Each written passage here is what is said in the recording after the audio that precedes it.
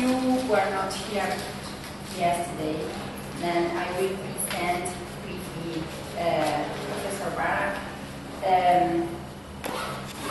He's Professor of Criminology and Criminal Justice at Eastern Michigan University and was visiting distinguished professor in the College of Justice and Safety at Eastern Kentucky University, and now as Fulbright scholar he's at the PUCI, the Pontificia Universidad Católica de Rio Grande do Sul in Brazil, and in this context he had the idea to visit us, visiting us some days here at the UBA.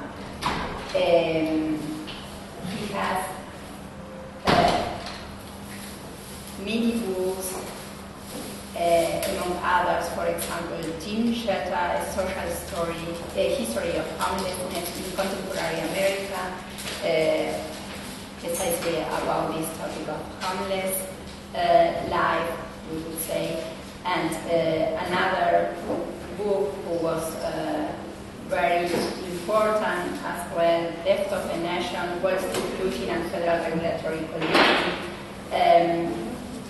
These books are, do you have your other, Death of a Nation, the book we have here, and the last one from February, right, this year, Anti-Corporate Power, and why the crimes of multinational corporations are recognized away and what we can do about it.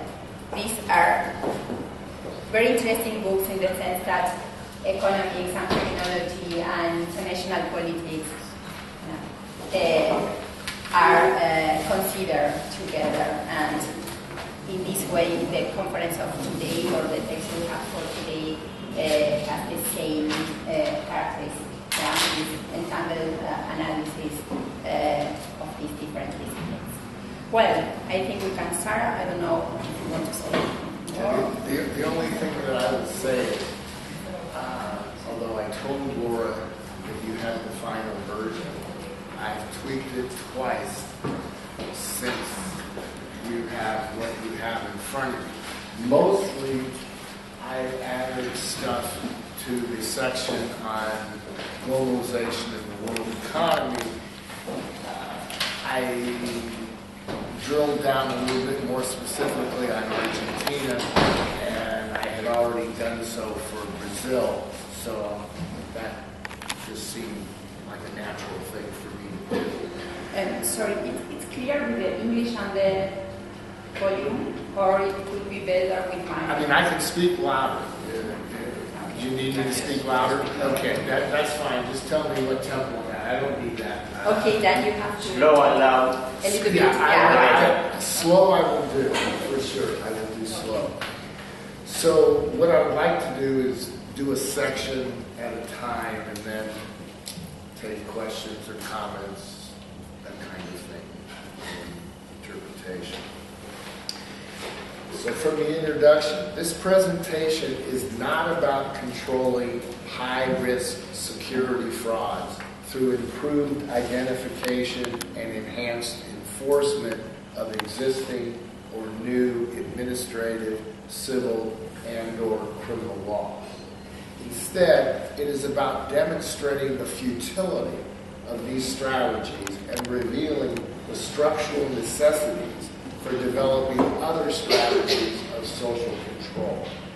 It proceeds by locating financial global capital within the world economy as a means of anchoring the discussions of crime and crime control within the laws of capitalist development. To advance the argument for alternative policies, I first describe the contradictory forces of free market capitalism, as well as the failures of securities law to deter Wall Street financial fraud. Then I appraise the inefficacies and non-controls of state-dash legal interventions into high-stakes financial fraud. Finally, within the framework of building a globally sustainable ecosystem, I share a number of alternative policy prescriptions. Collectively, These policies revolve around the redistributions of social, political, and economic power as a plan for avoiding future securities trading catastrophes primarily caused by the intensifying financial concentrations of global capital. These policies are also in anticipation of moving away from free market economies and toward social economies with fair markets, not unlike what has been successfully developing in the province of Quebec, Canada. For the past several years, beginning in 2012, with the publication of my book, Theft of a Nation, Wall Street Looting and Federal Regulatory Colluding, I have argued that for the foreseeable future, the controlling crimes of financial capitalism, or crimes of capitalist control, will remain outside the formal rules of criminalization and beyond the scope of legal incrimination. With the publication of my edited volume, The Rutledge International Handbook of the Crimes of the Powerful, in 2015, I adopted the position that so long as the prevailing social practices and policy configurations are conforming to a hegemony of neoliberal capitalist states and an intensifying global political economy of financialization, that an emphasis on criminal sanctions should not be embraced as a realistic strategy for stopping high-risk financial crimes. However, so long as there is a need to contain these crimes, I have not wanted to remove security frauds from the penal lexicon, if only for symbolic rather than deterrent value, as well as for its socially constructive uses. With the recent publication of my 2017 book, Unchecked Corporate Power, Why the Crimes of Multinational Corporations Are Routinized Away and What We Can Do About It, I was trying to empirically demonstrate that to strategically reveal how in the battle to thwart the crimes of multinationals, there are a host of alternatives to criminal and civil law, to administrative and regulatory law, which potentially represent more viable economic and social strategies for curbing these crimes of unchecked corporate power. However, before proceeding further, it is important that I briefly explain my position. And as a footnote, this came to life when I thought I was going to be making this presentation at the Attorney General's office and to a group of prosecutors.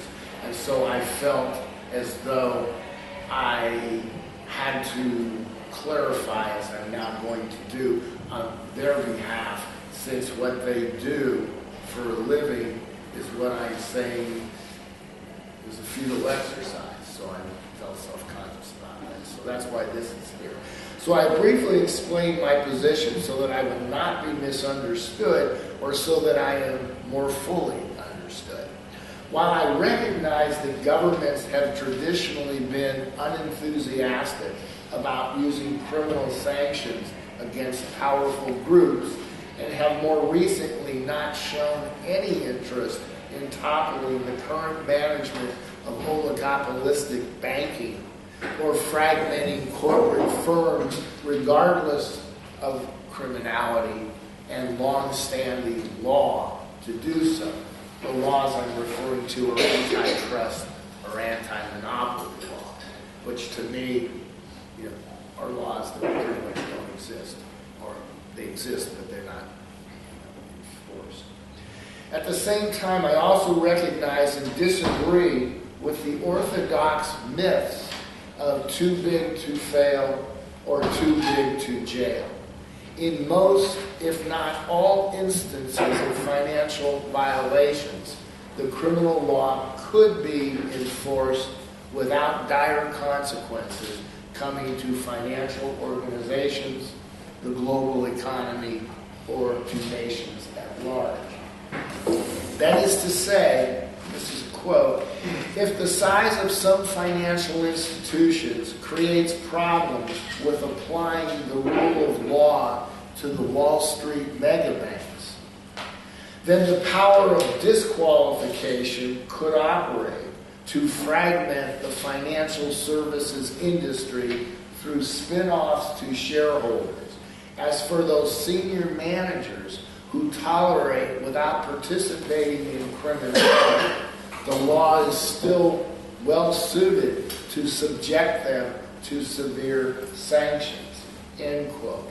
Accordingly, I do ascribe to and fully support the use of the corporate death penalty and the career death penalty for senior corporate offenders. To be crystal clear here, there are generally no reasonable justifications, only self-serving excuses for not criminally indicting the perpetrators of these offenses. My call here, however, is for addressing the fundamental contradictions of capital accumulation, reproduction, and sustainability. Specifically, in terms of reducing both securities frauds and the speculative risk associated with these financial crimes.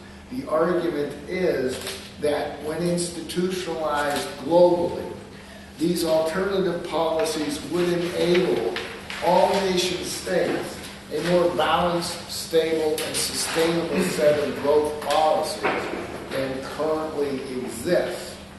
And under the prevailing legal and social orders of global capitalism, the preferred, if not dogmatic, policies of neoliberalism, privatization, and austerity, both in the past and the present, have proven themselves over and over to be counterproductive to their desired and stated goals and objectives. For example, based on data from 29 advanced economies, in the very recent past, austerity policies negatively affected economic performance by failing to reduce the debt, by reducing GDP, by reducing inflation, by reducing consumption, and by reducing investment. That about sums it up. So if this is the case, why do we repeatedly do this over and over? You can't point to an example where it's ever worked.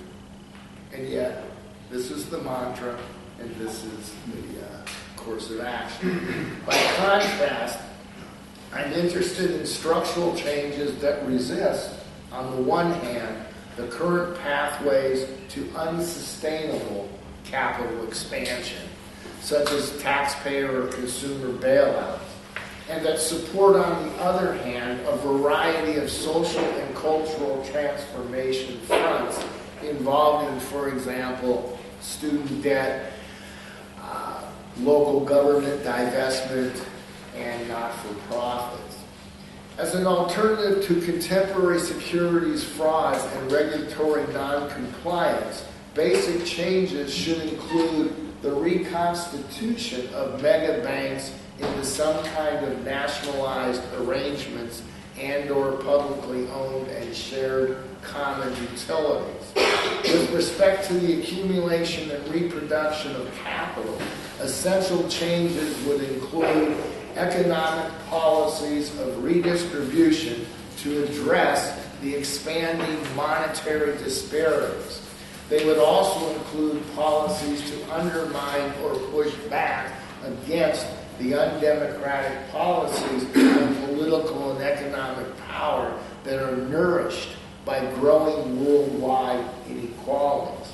The key to tackling unchecked corporate power and the crimes that flow from these arrangements lies within the emerging and developing policies of democratic capitalism and sustainable pragmatism. Conversely, I'm not interested in any of the existing informal means of non-criminal control or decriminalization that have been used for restraining corporate crime in general and high-risk financial harms in particular. These alternatives to formal criminal sanctions have included efforts to re-regulate or self-regulate, such as enhanced self-monitoring, upgraded ethical conduct, or greater social responsibility. For several decades, these banal ideas and bankrupt practices have proven themselves inadequate for addressing any forms of corporate misbehavior. There are also the poorly defined and unbinding clawback compensation policies for executive wrongdoing, willful misconduct, and negligence emanating from Sarbanes-Oxley, the 2002 law, or Dodd-Frank, the 2010 law. In short, these non-criminal restrictions have been of little value beyond their ideological and obfuscating appeals that have consistently failed to acknowledge, challenge, or prevent the motive forces of unsustainable capital reproduction. That's the elephant in the room, unsustainable capital reproduction. The notion that we can forever exponentially expand and grow. We can't. We know that. Maybe technology will create a way in which we will escape the dilemma that we are currently facing. Even if we could, I don't think we should, but that's something else.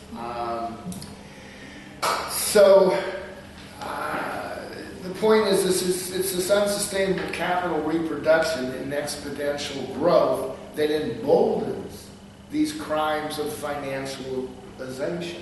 Okay, if you were committed to a sustainable set of development policies, you wouldn't tolerate the bottom line at all costs. You only do now because we don't see the alternative. So that's the introduction, the overview of where we're going. The proof is yet to come, yes. I'll just continue. Well, I have a question because when we wrote your text, your paper,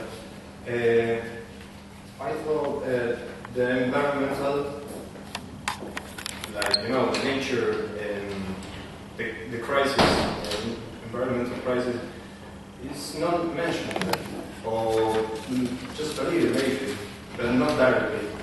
And why? Because I believe it's important after all. Okay. This evolved in terms of its development.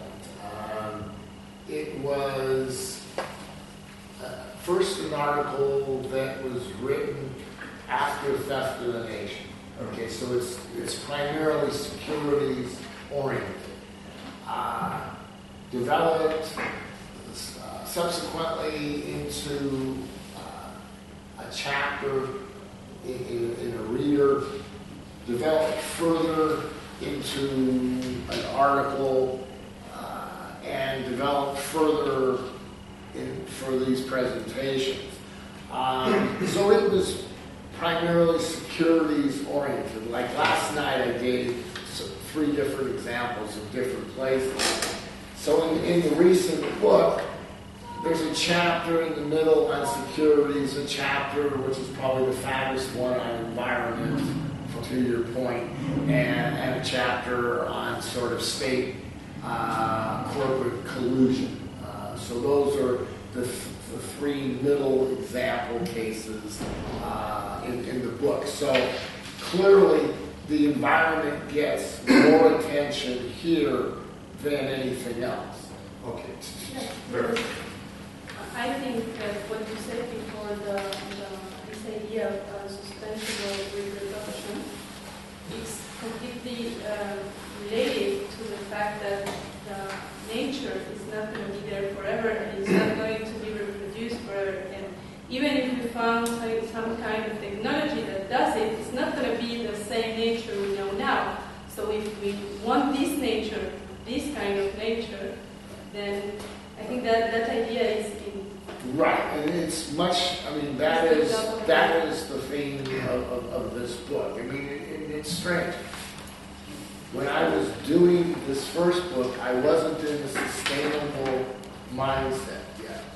Okay, I hadn't sort of incorporated that. And it was at an invitation to give a presentation on securities in Passo Fundo, Brazil in 2015 that I had to reconfigure things. And so that's sort of where things are at.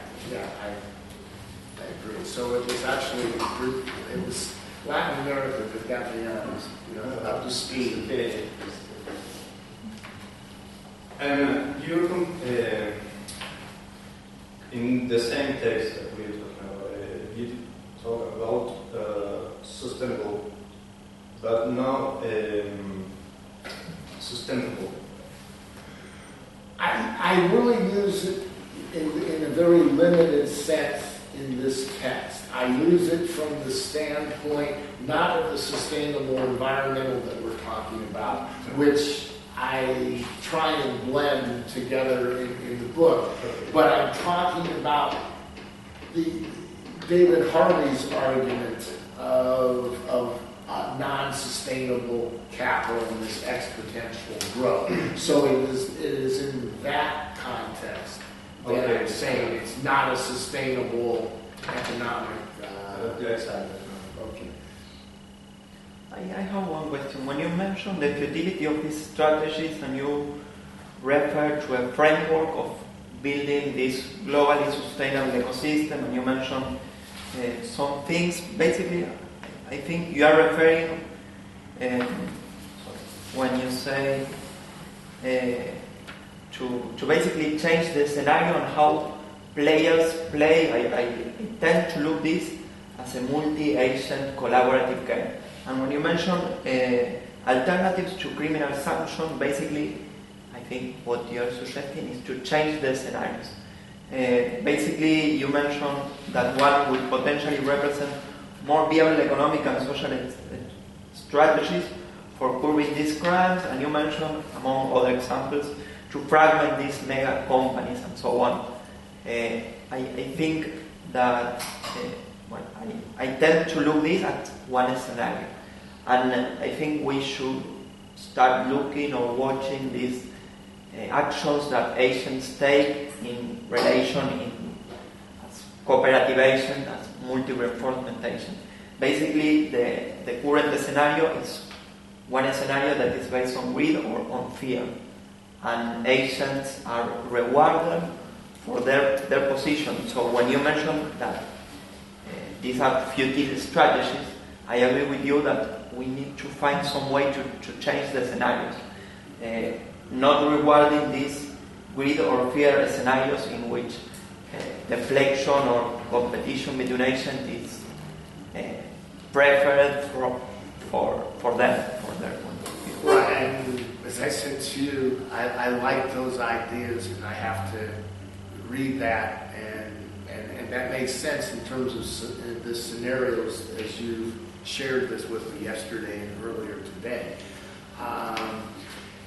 What I'm also referring to is changing forms of capital in capitalism and forms of what corporations are.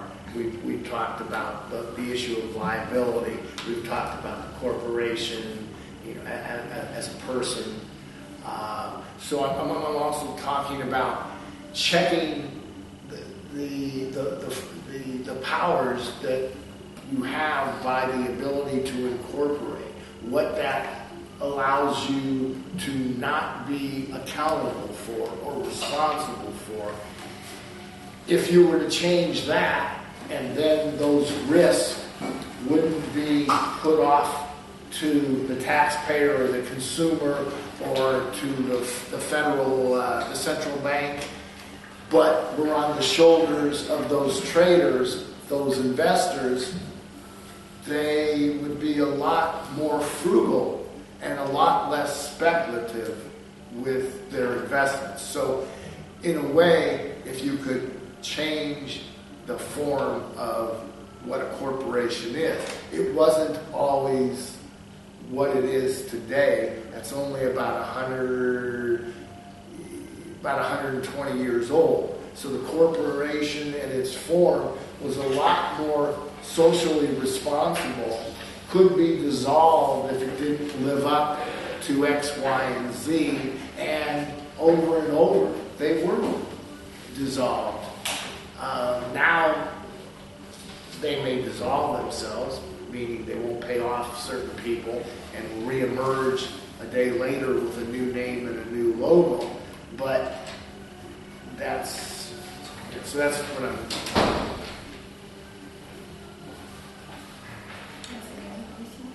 Okay. External debts here in Argentina and Latin America and other countries in the similar economies. Well, it's like we are a slave because that external debts. And I think it's a good example. This kind of relationship we have between powerful people and the rest of the people. What do you think about it? Especially you're saying the Latin and Central American countries themselves are slaves as nation wholes to this global political economy.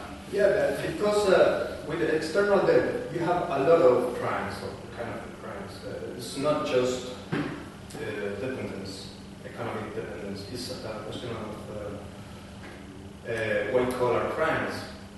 For example, some companies take that money, like debt, and they put it in, for example, Panama, but they don't pay taxes and anything, and you have a system which is not because of the banks only. You have the government making that possible. And, well, you have some dictaduras sometimes, but not always. So I believe you can figure out a kind of relationship there to make a good example for powerful crimes. Yeah, I mean, one of the examples I did last night was talking about the tax sheltering and that sort of being a semi-autonomous. It wasn't just about the banks. It was about wealthy entities in general that do that, and even wealthy individuals. And then the question became, what are the laws doing about that? And it didn't seem like they were doing anything. Not even winking. They just were tossing their hands up and periodically giving sanctuary or repatriation to that money and bringing it back at a much lower rate than it would have been, and they're happy that they got 6 rather than the 30 because they were getting nothing when they were paying 2.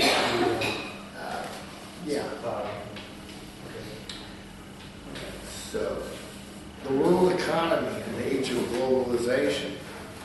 When contextualizing the state of global capital, most economists will agree that the complexities of forces shaping macroeconomic institutions today are a product of the fact that the rates of output growth have declined worldwide.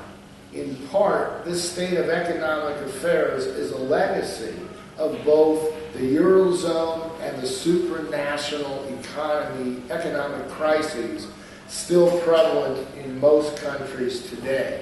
More systematically, these debtor economies have been on the rise for nearly 2 decades. In other words, to varying degrees, high levels of debt, public, corporate, and household, are continuing to weigh in on spending and growth on failed and non-performing loans.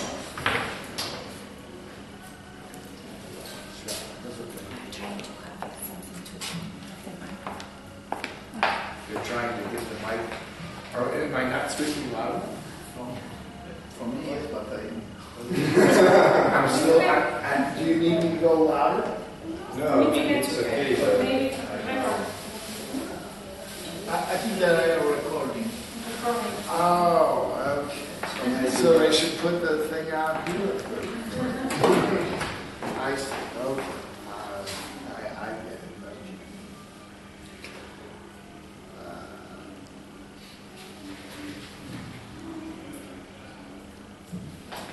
Okay. So the debtor nations have been going on for a couple of decades. To varying degrees, high level of debt, public, corporate, and household are continuing to weigh in on spending and growth, on failed and non-performing loans, and on limiting the credit supply for new borrowers. Concerning the declining consumption and growth output that threatens the exponential expansion of capital accumulation and reproduction in the advanced economies, these two were occurring before the global economic crisis made them worse, both by decreasing investment lending and weakening expansion productivity. In emerging markets, these effects have been even more pronounced, especially where aging populations, lower capital accumulation, and slower productivity growth are combining to foreshadow a weaker overall potential for sustainable expansion in the future. In a few words, growth or lack of growth is uneven at best and catastrophic at worst. In market capitalism, during ordinary times, winners and losers are created in relation to larger monetary movements, such as when the international prime borrowing and other benchmark interest rates are established, and whether the price of oil or corn is increasing or decreasing, or what the relative price and exchange rates between the dollar, the euro, and the yen are.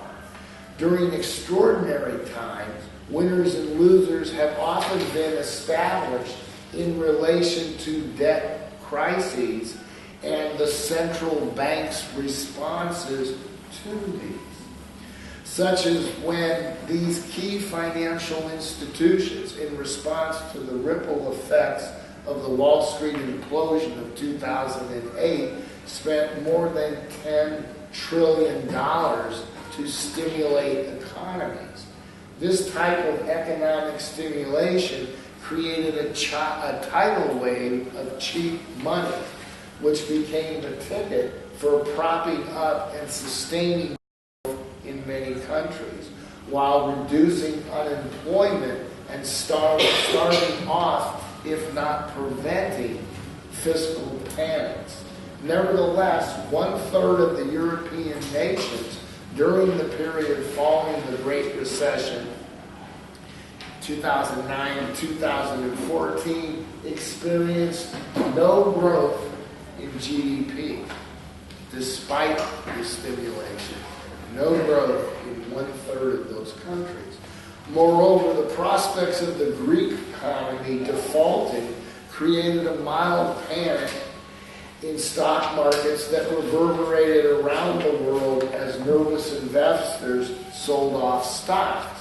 For a momentary period, the value in several major stock markets dropped precipitously, including more than 20% decline in China.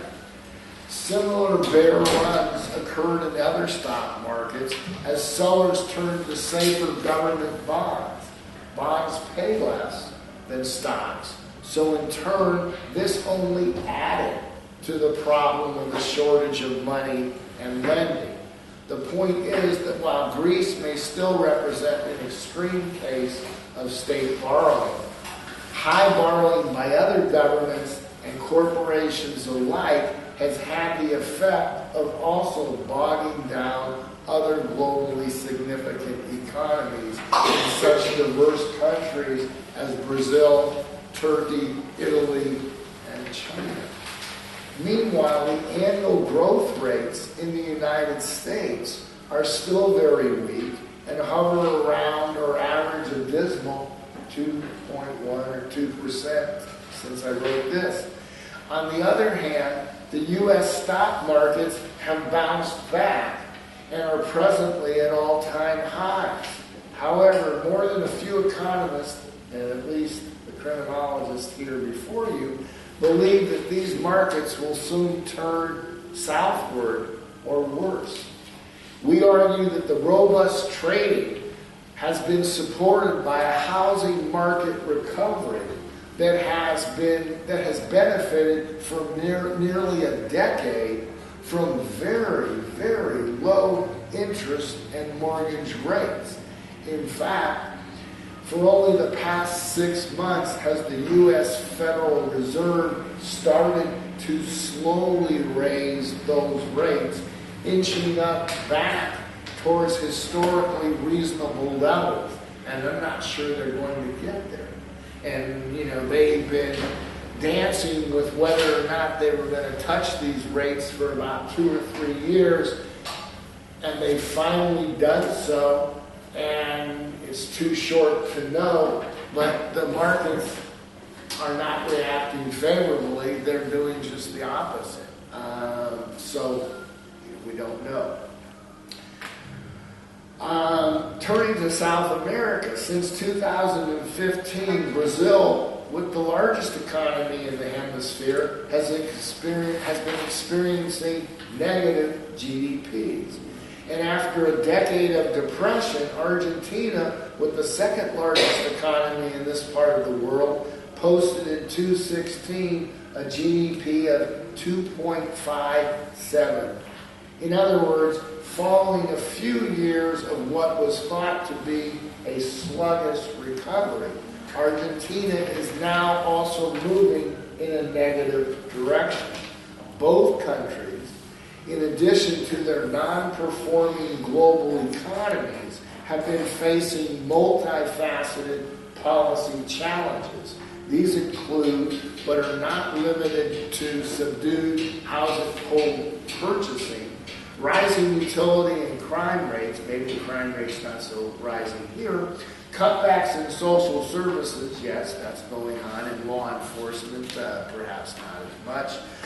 And while Argentinian unemployment rate has been hovering around 7.5 for the past 5 years, Brazil's jobless rate rose to a record high of 13.2% in the first quarter of 2017, with close to 14 million unemployed persons. Both countries also embrace arduous wage negotiations, pension contractions, downward spiraling confidence in both governments and consumption. On top of this bad news, continuing charges of political corruption and economic mismanagement envelop both countries. Despite efforts in both countries to reduce their debts, there are really no signs of relief in sight for either Brazil or Argentina. I would also underscore that making matters worse are once again the present belt-tightening policies of neoliberalism that curb rather than facilitate demand. For example, with the re-election of Dilma Rousseff in 2014, Brazil began to implement austerity policies and attempted to promote a program of fiscal adjustment which only contributed to the deterioration of Brazil's monetary position and to its underperforming levels of economic recovery. The point is that cutting government spending generated the usual negative result in terms of economic revenues. As in the past, these policies proved to be inadequate at stimulating economic growth. In 2015 and 2016, the country's economy shrank by respectively 3.8% and 3.6%. This downward spiral was mainly the result of the collapse of investment levels and the failing levels of commodity prices and consumption. Given the failures of neoliberal strategies and policies of the past to stimulate the economy, why would Yousaf's government repeat the mistakes of the past, given the safe assumption that they knew better? She knew better. Her advisors knew better. And so why did she do what she knew? She was a slave. She was trapped. She didn't have a choice for at least two basic reasons. First, and most important, there were the pressures exerted from the financial market that insisted on a severe fiscal adjustment to maintain the degree of investment endorsed by the major international rating agencies.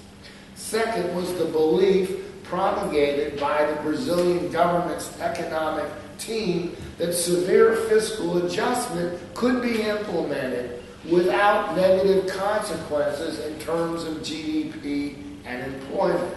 Well, they were wrong in spades. Terribly wrong.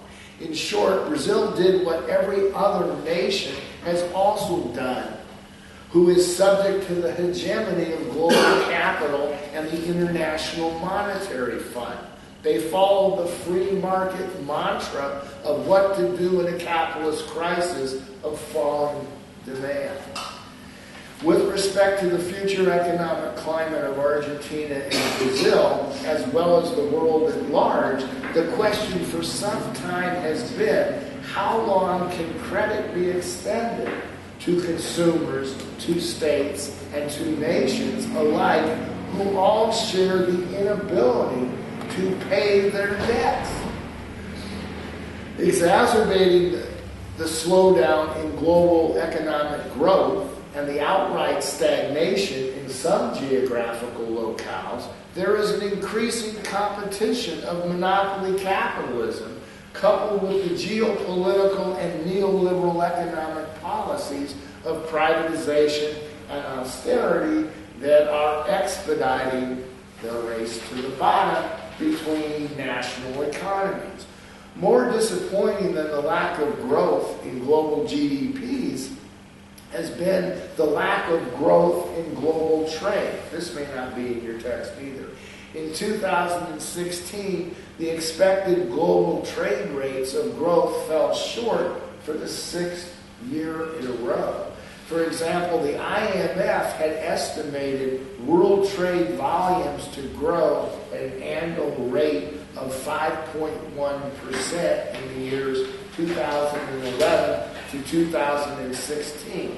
However, the actual growth rate was only about 60% of that, or 3.2% per year. These economic relations in low GDPs and global trade have been sustained, for example, by the passage of asymmetrical international trading deals, such as the North American Free Trade Agreement. Similarly, there are other nations from globally varying geographical regions which have been developing trading blocs and associations. The Brazilian, Russian, India, China, and South America coalition, or the BRICS nations, have recently formed the Regional Comprehensive Economic Partnership. This trading association involves 10 Southeast Asian nations, including China, but excludes the United States. This partnership constitutes 50% of the world's population. I actually think of this as a good thing, because I think of this as sort of balancing the dominance of the other. And so that, to me, could create a race to the top. That's my fantasy. All right. Historically, these asymmetrical and common trading agreements have lowered tariffs, depressed wages, brought havoc to environments, and disenfranchised both citizens and sovereign nation states. They've been good for some people's bottom lines, but that's about it. Everything else about them doesn't seem to be very positive. The combined effects have minimized corporate risks and have also, in effect, decriminalized numerous kinds of institutionalized harm and social injury. Former U.S. Labor Secretary Robert Reich had described TPPA, or the Trans-Pacific Partnership Agreement of 2015, now dead in the water thanks to Bernie Sanders, who flipped on that. I mean, he was always against such things. And then the Donald had to chime in, who was clueless. And Hillary chimed in as well. So Obama and company had to, bury that, at least for the time being. We'll see if it gets resurrected. Right, so it's now dead in the water, but Wright referred to TPP as NAFTA on steroids. Part of the newest generation of global trade agreements, the TPPA and other trade agreements such as TISA, or the Trade and Services Agreement, should they be universally adopted, would gut the abilities of democratic governments to protect their citizens from the crimes and abuses of multinationals. For example, inserted into these agreements have been investor arbitration clauses. If you know you're all lawyers, so if you know anything about arbitration, it sucks. It ain't a good deal. It's all those things that we don't even know that we sign and agree to when we get our cards because we have no choice. So arbitration, not good. Not good. All right, so should they would gut the abilities. Okay, for example, inserted in have been investor arbitration clauses that establish specialized courts and a framework of international corporate law, a new framework of international corporate law, one that's unbound and unrelated to any other international law that currently exists. Together, these allow multinationals to sue governments as well as regulators for those laws that interfere with corporate bottom lines or their growth in profits.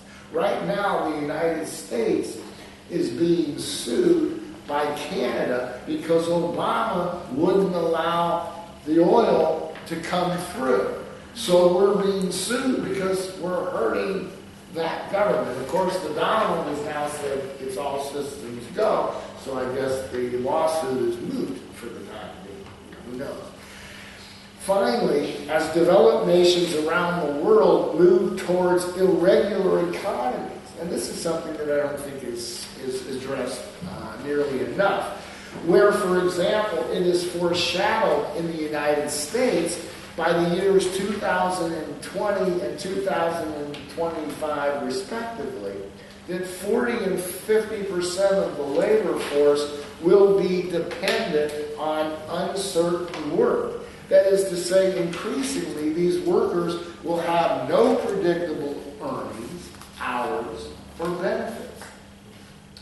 This rapidly growing group of contingent rather than permanent workers now include software programmers, journalists, Uber drivers, stenographers, child care workers, TaskRabbits, beauticians, plumbers, Airbnbers, adjunct professors, you know about that.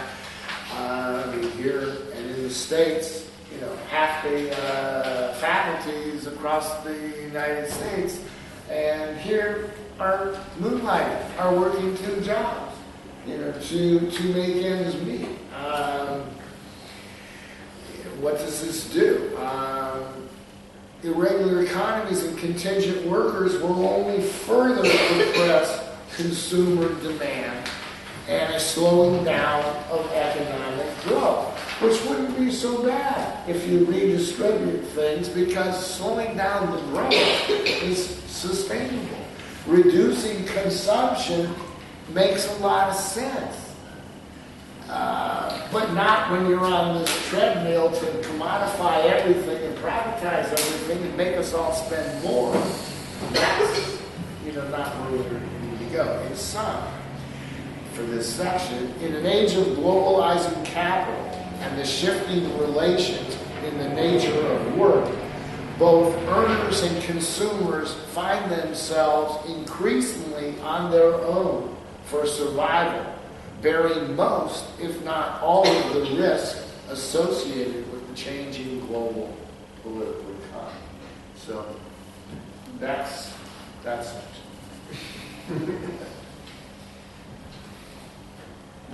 I have a question. Taking that the taking of external debt and the signing of international trade agreement is connatural with the neoliberalistic ideology. It's a part, not independent, and integrating the structural idea of neoliberalistic ideology. You see that it's possible in an neoliberalistic ideology to change it, or it's mandatory to break with the neoliberalistic ideology? Well, I think it can be changed. I mean, that's what my faith is, that you can move from this free market economy, as I mentioned last night, to social economies that were fair. I mean, how do you balance, the relationship between what is fair to a worker who's making a fraction of what a worker in another country is doing? That's above my pay grade. I don't really know how one does that, but I think that one could.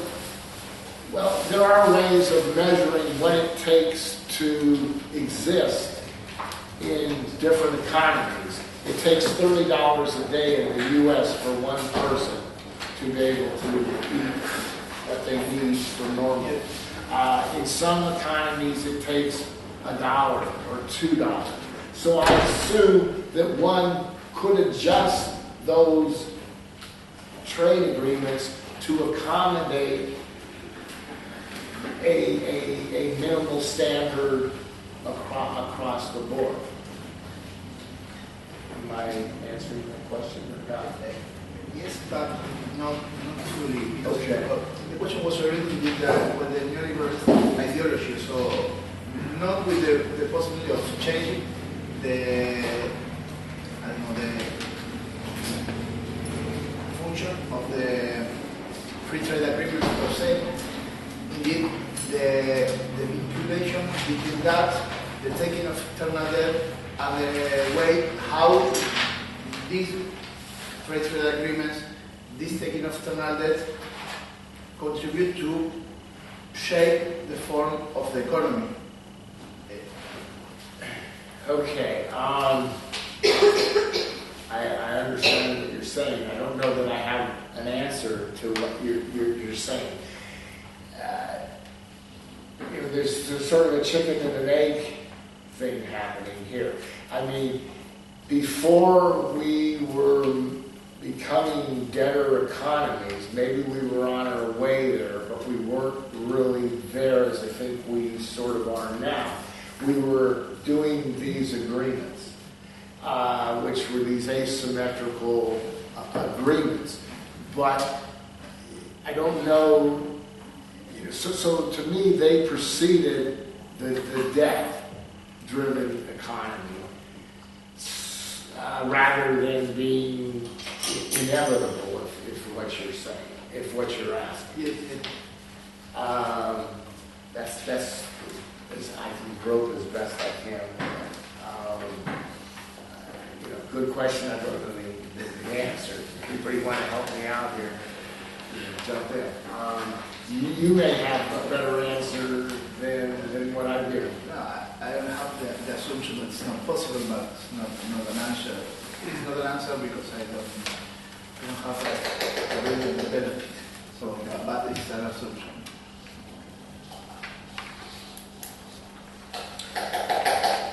So we move on to...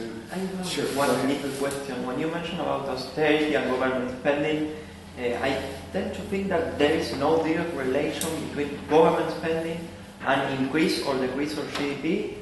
That's more an economic question, but I think it's how you spend the money is like the infrastructure against consumption, finance, and basically start looking at the margin of profits and the competition of how each country is doing in a global scenario more than, we in Argentina have this example, as you mentioned, we have a decade of no growth and government spending keeps increasing.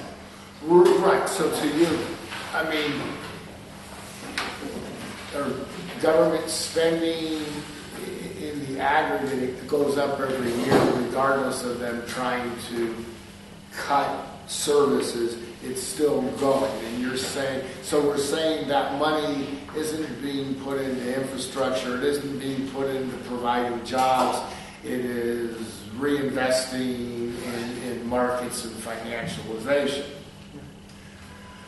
Yeah, so I guess implicit in what I'm arguing is if you took these large multinationals, and maybe there's 500 of those in the world that we're talking about, and we changed what they're doing so they are more about slower development, not greater, bigger every quarter, and they're willing to take that money and put it into things that don't bring them back the same money, but develop and deal with our needs. Yeah, that's what I think we're arguing and hoping for, that the money will be put into constructive things rather than more security or... Derivatives, more new derivative instruments. I have a comment. It's like it is not a question actually. When you say, on the page 9, when you say that the free trade agreements is kind of courts or special tribunals would guard the abilities of democratic governments to protect their citizens from the crimes and abuses of multinationals. That means arbitration is for you not an answer. It's not a I think it's loaded. I agree with you. I think it's a vehicle to avoid international law. Right, I completely agree with you. But if we think this possibility is not an answer for us, it is not really an option. And yesterday we talked about national courts, and we know because of corruption, because of local interests, because of the elitarian way of doing justice in, for example, the Latin American context, the national justice system seems not to be an answer as well. And yesterday we talked about international criminal courts, for example. They are, at least for me, not an answer, in the sense that it is just for strategic litigation, and you need to have this kind of really international crimes. Then if we think about these different levels of possibilities for solve these kind of questions, so then I will turn to international law and international court, even though we were saying it doesn't look like it's doing the job, and it's certainly not panning out to the way many people thought it would 20 or 25 years ago when they were trying to create this. But I guess, if I had my choice, I would like a working international law and international legal system that would transcend or trump national laws. But for example, at the international level, if we think about, International Criminal Court, for the many, the more severe crimes and violations, rights violations, the idea of the International Criminal Court, it was mentioned yesterday, this institution, the idea is that this court should work on, or work under the principle of complementarity. That means only if in your country there are not will, there are not possibility to proceed, to investigate and to prosecute these crimes, this situation could be investigated at an international level. And because of this complementarity idea, right now the International Criminal Court is trying to reduce the cases they are having in the court because they don't have enough funds for that. And the idea is that the nations and the countries should learn how to deal with these kinds of very severe cases, but at the local level. I mean, right now the tendency is in the opposite than going to the international court. But as you say, there are a lot of scholars and researchers talking about we need the crime, for example, ecocide, we talked about this yesterday, or we need the liability for juridical persons before the International Criminal Court. On the other hand, you have this idea of the court itself saying, please learn to do these things at home. And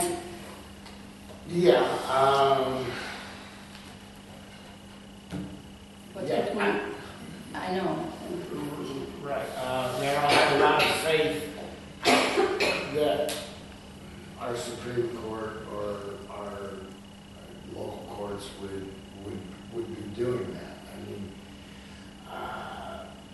if I take a class action suit, there used to be, a lot of that. It's very difficult to even get standing any longer in class actions. I mean, that would be a way of checking a lot of this behavior.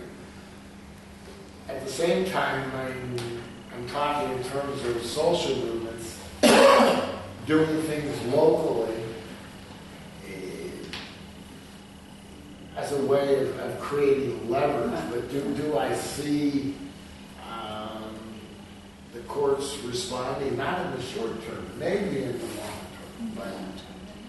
But social movements would be, I think, an answer to these kinds of, we don't have to expect from the juridical or from the normative level, but from the bottom level. Right. I mean, the example of fracking in the United States. We have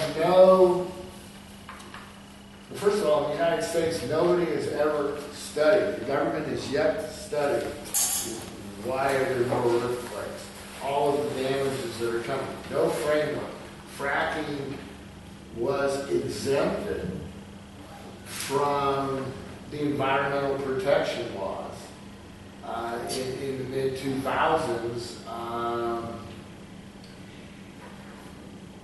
And yet, local communities in New York, as opposed to Pennsylvania, have been able to stop fracking.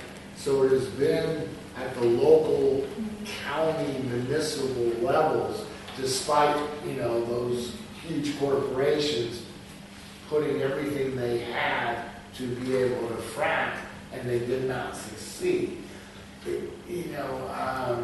So they were able to use the law to say, not in my backyard. And so... open. Right, no, I mean, we have, sorry, sure. Here in Argentina, we have good experiences with Bolson, Kel, people can arrive to take a decision, a local decision against even the same situation, fracking, sorry. Yeah, and they stop the conference.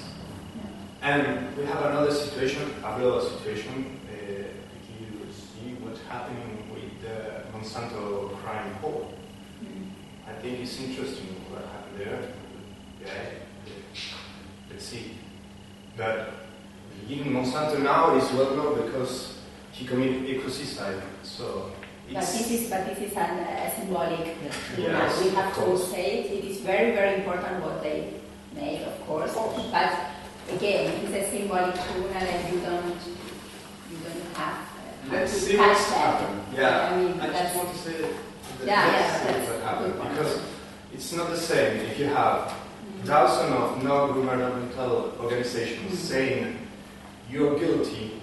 Now the global justice have to watch it. So let's see what's happening. Because ecocide, yet is just a theory. It's just like a destruction. Yeah. It's, but now it's different because everyone now tries it. Not only the academic.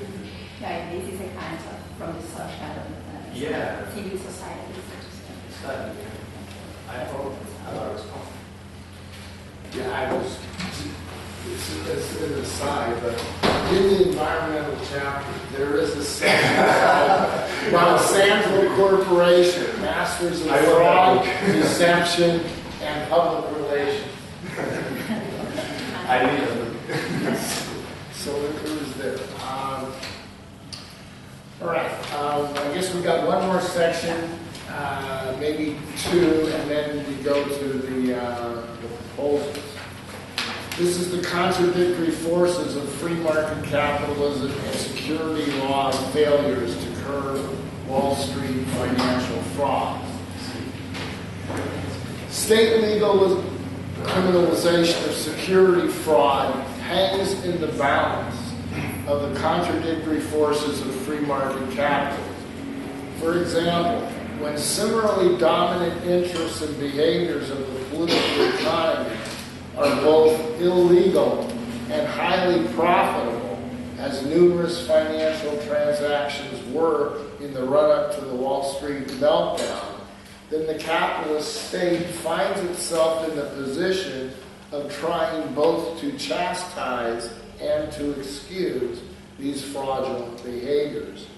During the recent financial implosion, these contradictions were reconciled through the selective enforcement of both civil and regulatory law rather than the criminal law. For example, in a pre-adjudicated civil case, J.P. Morgan Chase agreed to a fine of $13 billion to settle state and federal claims of security fraud. Similarly, 5 other U.S. banks agreed to pay some $25 billion to settle claims surrounding their fraudulent and illegal mortgage practices rather than face criminal or civil litigation.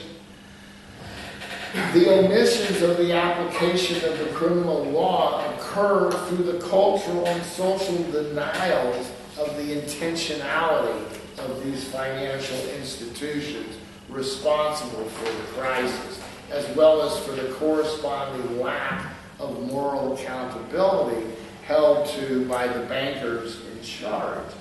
In the U.S., a capitulation of both the mass media and the academic fields of law, economics, and crime have also reinforced the cognitive denials.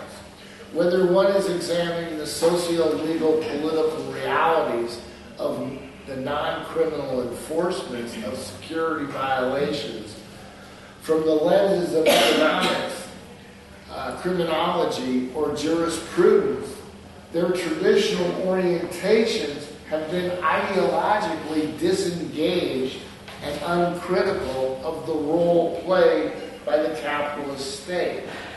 In the case of mainstream criminology, what I know best, David Matza underscored almost 50 years ago that among, quote, their most notable accomplishments, the criminological positivists succeeded in what would seem the impossible.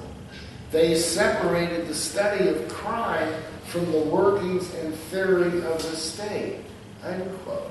Matza was quite careful in pointing out that this, quote, separation from reality was not necessarily a conscious or a deliberate action, end quote. Rather, he contended that the partial blindness of these social scientists was due to the way in which they structured their studies to either obscure the obvious connections or to take those connections for granted and leave the matter at that. This was a conversation that we were having before the session started. At the time, and in contrast to the apologists or defenders of the status quo, the iconoclast among sociological positivists and integrationists among legal scholars, Donald Black, provided a holistic method and rationale for the study of legal behavior that stands apart from most mainstream theorists in the fields of law, criminology, or sociology. In particular, from the perspectives of both history and anthropology, Black discusses and identifies 4 styles of legality and governmental social control that you're all familiar with: penal, compensatory, therapeutic, and conciliatory. With the exception of therapeutic control, each of these forms of legality is applicable to securities fraud. In the case of Wall Street looting and federal regulatory colluding, however, only 2 of these forms of legality were employed. There were multiple expressions of and overlapping exercises in compensatory control, or when victims have taken the initiative as plaintiffs in civil suits without the assistance of the state, and in conciliatory control when the state has taken the initiatives to negotiate resolutions of wrongdoing without civil litigation. According to Black's theory of the law in action, these were predictable outcomes. At the very height of the pyramid of criminality or securities fraud were the Wall Street high rollers who were not subject to any penal control. Moving down the financial food chain, a relatively small number or handful of inside traders and hedge fund dealers were subjected to criminal indictments and convictions, but were rarely imprisoned. Further down the network of financial illegalities, a few thousand petty mortgage fraudsters were criminally prosecuted and sentenced to prison. Structurally, the undermining policies of too big to fail and the bourgeois state's failure to criminally address these financial frauds of capitalist accumulation, concentration, centralization arises from the processes of capitalist survival, as these converge or intermingle with the internationalized patterns of what William Black, not to be confused with Donald Black, do people know either of these Blacks? Okay, Donald Black, the work that I'm talking about, was sort of an anthropological analysis of the law in action that he wrote in 1975 when he was a relatively young person, that in 2010 came out with an anniversary edition with everybody saying, yeah, he was right. Yeah, he was right. William Black, Bill Black, was a lawyer, doesn't practice law at this point in time. He put away 1,000 of the savings and loan bankers back in the 1980s. And as he says, he got out of the business after that. He didn't feel real safe and secure. He ended up going, if you know Gilbert Geist, probably, white-collar criminologist, Henry Pontel. Well, he went and studied criminology at the University of California at Irvine. He wrote his dissertation, which became a book. He blogs for several places now. He's an economics and white-collar criminology professor and law professor at the University of Missouri. His dissertation and his book became, the best way to rob a bank is to own one. All right, so he's the one who comes up with control fraud. Okay, that concept is William Black's concept. All right. Okay, so what William Black has identified as control frauds, or the ability to cook the books, coupled with what Frank Johnston has characterized as influential market corruption or legalized corruption. If you're not familiar with Johnston's work, he's got a wonderful book from about 2007 where he talks about 8 forms of corruption. Most of us in this world only talk about the forms of corruption of third world dictatorships and not about first world advanced economies.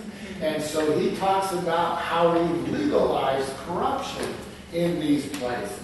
In Europe, no, wrong place. In Brazil, they're about to forgive political corruption and give themselves amnesty and make that a legal form of corruption, which yesterday, by all standards, it was illegal.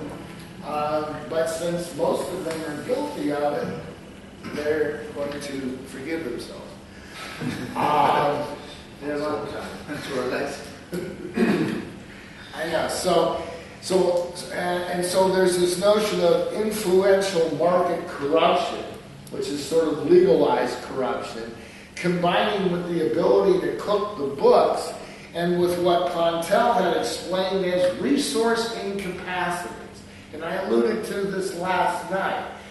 They had, for what was a small-scale crime in the 1980s, a savings and loans, compared to the Wall Street implosion, they had a wealth of attorneys and investigators to pursue.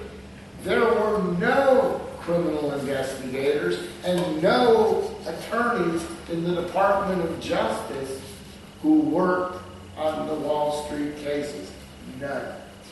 There wasn't anyone on the payroll to do that. There were thousands of people to go after the savings and loan. And here it is. We didn't depend on the savings and loan, quote unquote. We do depend on these banks, whether I agree that they're not too big to fail. We are in the mindset that they are. If they go down, we all go down. So the point is, when you put these things together, there's the inabilities of the crime control system to compete or go toe-to-toe with the deeper pockets of the defenders of the capitalist crime control. I mean, I digress, but our former Attorney General, he was on leave from the largest legal factory that does nothing but protect these corporations day in and day out. And so, are you going to leave office when you're not billing, but you're of counsel? So as that pot grows, your worth is increasing. Are you going to prosecute those people who are your clients ordinarily? Of course not. I mean, this is obvious conflicts of interest. And I don't care about revolving doors. They don't bother me as much as these other kinds of conflicts of interest, which are much more substantial. The head of Lanny Brewer, the head of the criminal prosecuting unit, was also a member on leave from the largest legal firm in the country, defending these banks on a day-to-day basis. Yeah, I know. Yeah, say what? Well, I mean, the Donald, he went off on Wall Street, and then he hired every Goldman Sachs person he could. No different than Bush, no different than Clinton. Same game. Obama, same game. Same people running the place. Republican, Democrat, no difference. No difference. I mean, there are some differences, but not in this economic arena. Not in this economic arena. They're on the same ball club. All right, so that moves us to a new section. So you want to talk about that section? Sure. You were referring, or I understand you were referring to the neutralization technique when you called for the lack of moral accountability and when you called for social denials. So, indeed, that you are not referring. You have to test it. This is a matter. I know what it is. It's been I've had it before, unless it's different in Argentina than in Brazil. Yes, it is. Here it's better. Yes, it is. Yes, it is. It's better and better. I know.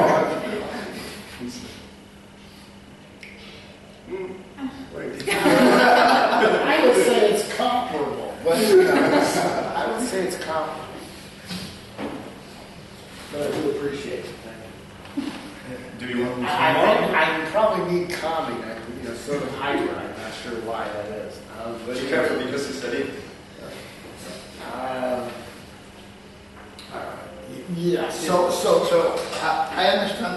Well, I'm referring to the neutralization link. So the question is, if that's true of I'm right, if you think that it's like a widespread neutralization between the legal informants, the legal informed system, and the banker practices. Okay. Like retroalimentation. Oh, okay. You're referring to when I was saying I had no faith in them becoming socially responsible. Just before you citate Massa. Oh, okay. All right. All right. So not. The mission of application of criminal law occurs through the cultural and social denial or intentionality. So I understand that in that point you are referring to neutralization techniques. Techniques of neutralization. Yeah. Okay. Right. I mean that it was in that context that he was talking about it, but he actually developed these ideas in a book called Becoming Deviant, which was after that. But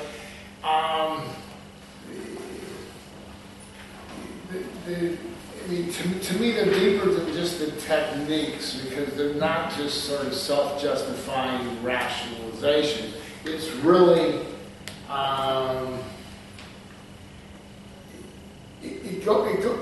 the techniques of neutralization are things that individuals would do to justify things that they're doing.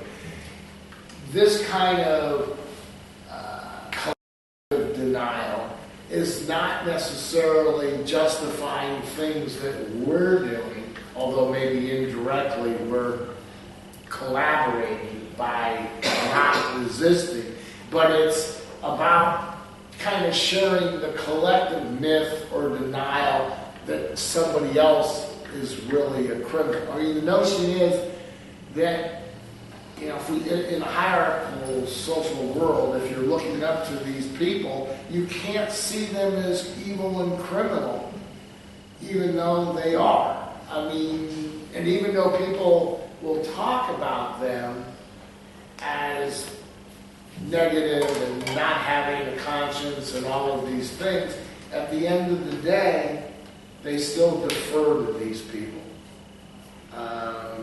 And so it's a denial of what they really know. Does anybody think that there were no crimes committed in Wall Street? Nobody thinks that. But if we look at the history books, 100 years from now, was there anybody convicted on Wall Street? None. Therefore, there was no crime. But yet, we all know that they committed crimes, and they paid hundreds of billions of dollars for these acts. They're splitting hairs about whether it was a civil or administrative. You're paying money for security fraud. You want to call it not criminal? I mean, that's just a game that we're all going along with from my vantage point. I mean, is it not a game? I mean, do we not think that they were violating the law? Or do we think they weren't criminals? I mean, ultimately they weren't. If you take a legalistic definition, no one was charged, no one was convicted, no one received a penal sanction. So there was no crime, no criminals.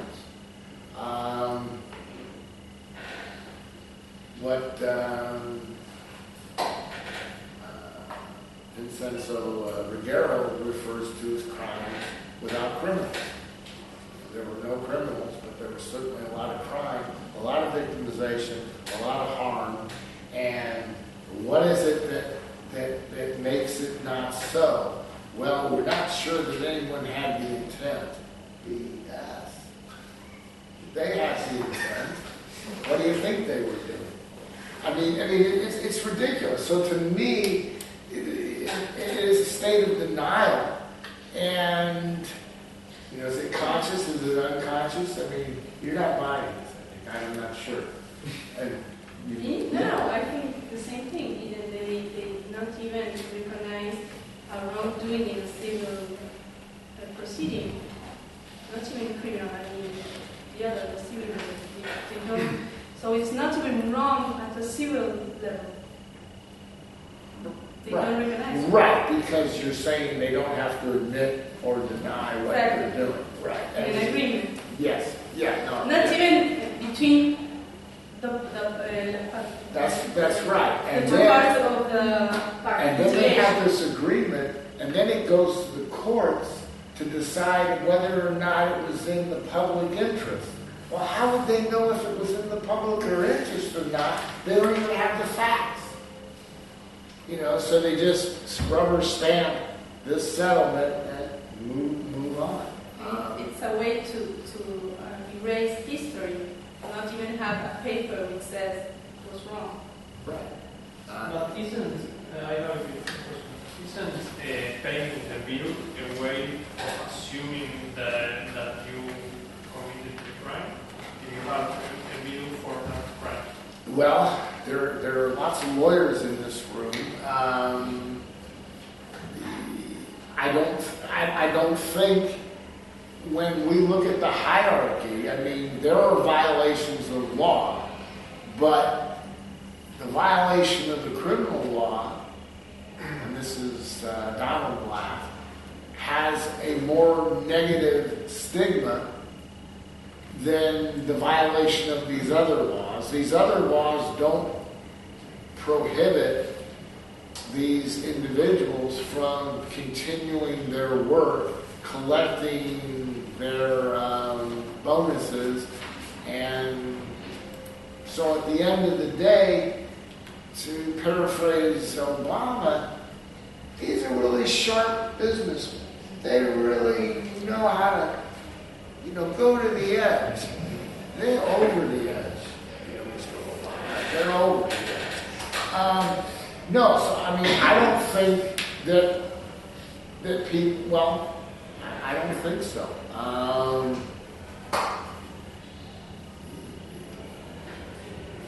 What do others think? I agree to you because they are paying a simple agreement so to don't go to the criminal system. So they are settled down with or in an administrative commission according to say that they don't discuss if they committed or not committed. They pay to don't discuss it. And not only do they not pay with their money, they pay with their investors' money. Or with the crime profit money. So they Right. pay with the profit of the crime. And Right. so And that's just the cost of doing business. if It's I a smart business, isn't it? if I do steal 1 million and only have to pay half it for don't go into criminal court, I pay it because I could have the other half. And that's what they're doing. Probably they are defrauding much more than what they are paying.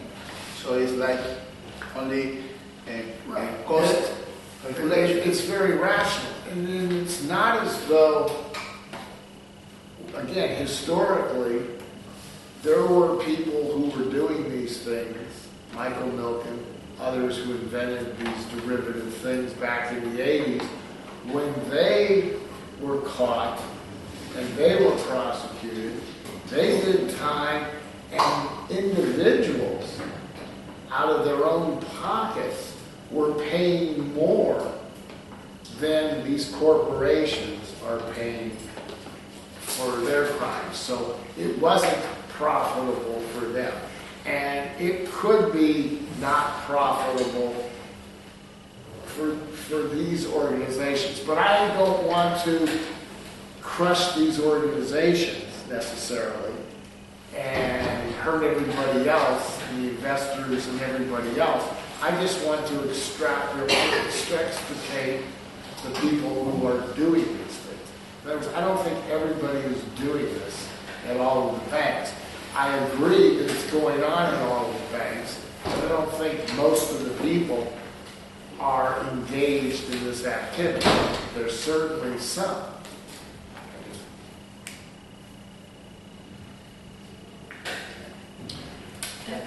I have two questions there related to another author.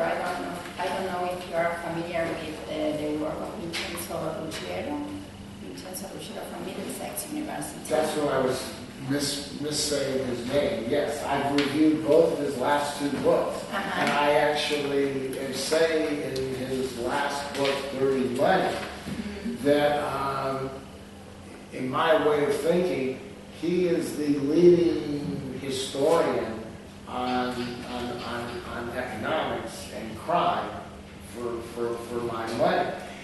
Also in a forthcoming review in Punishment Society that I actually finished 2 weeks ago and haven't seen the proofs of it.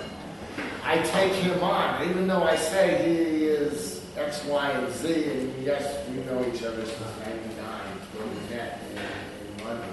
John Young introduced us, as a matter of fact.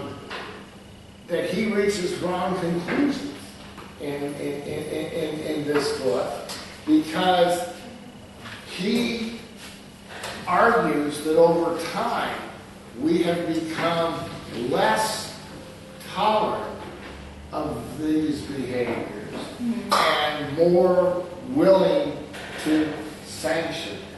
This is a conclusion that he reaches in his 2017 book, Dirty Money. And yet, if I read 500 years of this history, throughout time, in the past and in the present, these things were invisible and in plain sight. They were tolerated and overlooked, and they were intolerable. And he doesn't see a dialectical relation or a reciprocal relationship between these crimes in the street and these crimes in the suite. He argues against the dialectical thing. So I challenge him on both of those, and I really think that the conclusion that he drew was a spurious one, especially with Boston. And yet, he quotes me several places toward the end. Okay, that's interesting because the last point you made, the idea that he doesn't see the relationship between the crimes of the street crimes and the street crime. I wanted to ask you because at a conference last year he was presenting what he called a kind of 5 features of crimes of the powerful. And I don't want to read everything, but just 2 points. For example, he said that it is unprofitable to prosecute the powerful in the sense that it costs too much and it is cheaper to prosecute the poor people. In this way he explained, of course he criticized this, he explains that... I mean, and that's a true statement. That is a true statement. And pretty obvious. Yeah, and pretty obvious, but he put this is one of these points where he explains, and I wanted to connect this idea actually with 2 questions. Is this idea maybe similar to the idea of by Pontel that you have in your text, this idea of resourcing capabilities, in the sense that they are not prepared to prosecute, and because they are not prepared, they have not the resources for that, and this is actually, of course, a question of political willingness. They could write a check, they could hire the people tomorrow. Because it is very, very, because we don't have enough resources, because we don't want to invest in these resources. If we do that, on the long term, it will be not so expensive to prosecute them. But the point here is, I think it is in the relationship there's something wrong. I mean, corporate crime, he said the cost of corporate crime, or the harm that corporate crimes causes is less than the cost that would be for the state, the cost of the prosecution of these crimes of the powerful.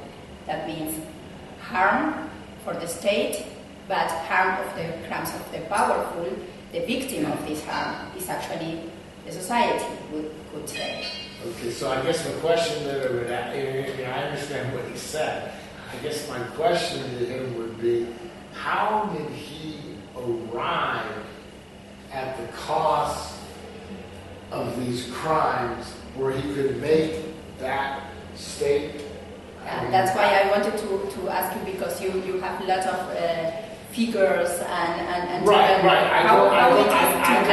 I don't see how he arrived at that figure. But it is not easy to calculate. That's what I mean. Right. It's not.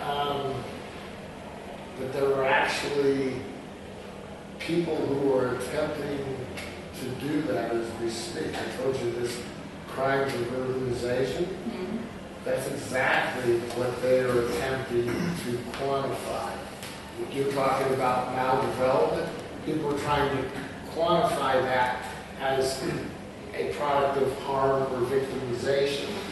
But we can talk about the Wall Street thing. This costs, 25, 30 trillion dollars. The notion of what it would cost to have prosecuted those people with the resources is a few $1 billion. Chunk of change. They could have written the check. They could have hired the attorneys, the investigators in a minute. It wasn't. So that's what I would say. I don't know that it's that costly. We don't have the resources, only because we're not interested in the resources. We can't enforce environmental laws because we're not earmarking the money for that. But, $1 out of $3 or so the United States can police the world. not like they don't have the money. That was one point. And the other one is, for example, the first feature that he mentioned in that conference was when we talk about crimes of the powerful, crimes of the powerful are actually not crime because powerful, they don't break rules. The idea is actually that they transform rules because of this, of their behavior. They have a legislative force in their way, and actually this art of crime of the powerful create legislation. And I was thinking about the neutralization, completely the idea of free trade agreements, and actually of this a kind of this idea that you mentioned as well, William Black, cook the books. Yeah, they cook the books. They are doing legislation, and they are doing legislation through this kind of lobbies. Is related to this idea of these are not crimes. They are transforming their rule, and they are going to be criminalized. Right. I mean, they did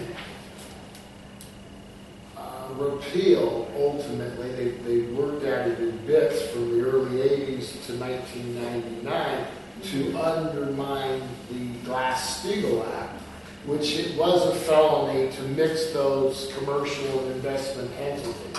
So yes, they deregulated or decriminalized and they transformed. And yeah, there's no